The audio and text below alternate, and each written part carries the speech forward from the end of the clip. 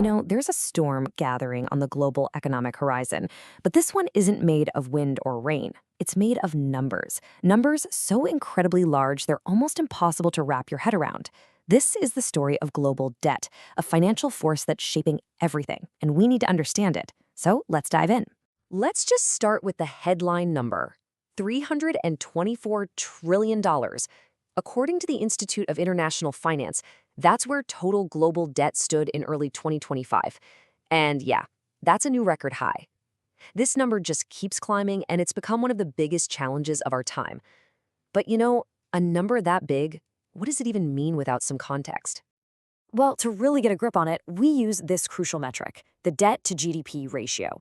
The easiest way to think about it is like this. Imagine all your personal debt compared to your yearly salary.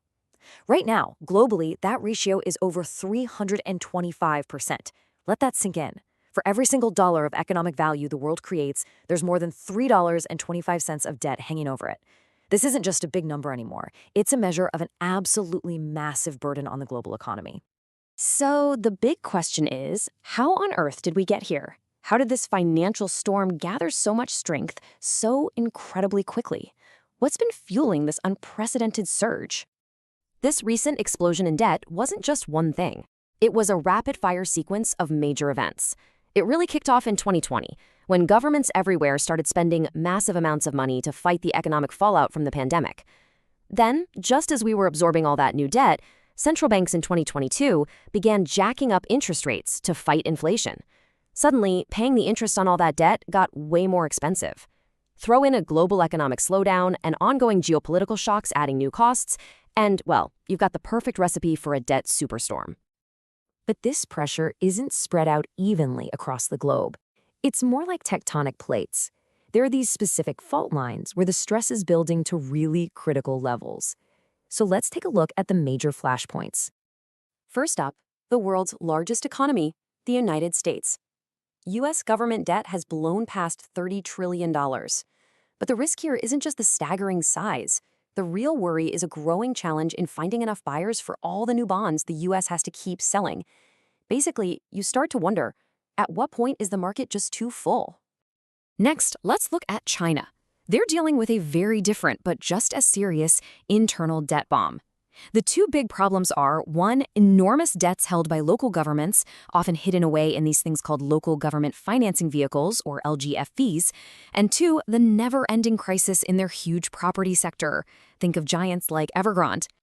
And it's not just about the superpowers.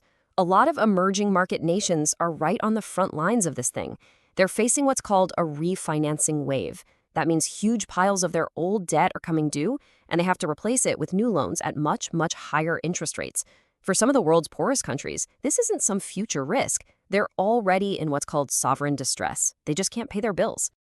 And over in Europe, some of the old fault lines are still there. For countries with high debt, like Italy, the real danger is all about what investors are thinking. If the market gets nervous, investors start demanding higher interest rates to lend them money. We see this in what's called widening bond spreads. It's basically a fear gauge, showing the growing gap between their borrowing costs and a super safe country like Germany. A little bit of fear can quickly spiral into a full-blown funding crisis. Now, here's where it gets really unsettling. A crisis in any one of these places is probably not going to stay put. The global financial system is so deeply interconnected. So how would a problem in one corner of the world start a fire that could spread to everywhere else? Okay, here's how the dominoes could fall. It all starts with that intense pressure from those refinancing waves coming in 2025 and 2026. If a big borrower starts to struggle, that immediately hits the balance sheets of global banks who hold their bonds. This can awaken the so-called bond vigilantes. These are the big money investors who can punish a country they see as risky by selling off its bonds, which sends their interest rates into the stratosphere. From there, fear just spreads like wildfire, and you get cross-border contagion as investors pull money out of any market that looks even a little bit similar. So with all these risks on the table, what's actually being done about it? And maybe more importantly, what should we be watching? Let's get into the policy responses and the key red flags to look out for. Global institutions are definitely trying, but you have to wonder if their toolkit is up to the task. You've got the G20's framework for helping poor countries restructure debt and risk reports from the IMF and World Bank. You also hear constant calls for governments to tighten their belts and for more transparency, especially around loans from major players like China. But let's be honest, these often feel like partial solutions, struggling to match the sheer scale of the problem. So if you want to follow this story yourself, think of this as your personal dashboard. First, keep an eye on sovereign bond spreads. They're the market's fear gauge. Second, watch the redemption calendar for 2025 and 26. That tells you when the biggest bills are coming due.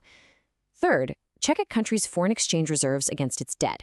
Can it actually pay the bills in dollars or euros? And finally, monitor the health of the banking system, because banks are at the absolute center of this web. Each one of these is a critical gauge on the dashboard of this approaching storm. Which brings us to one final crucial question. We've got record-breaking debt.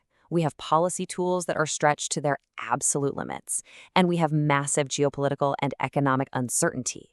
The numbers are clear, and the risks are right there in front of us.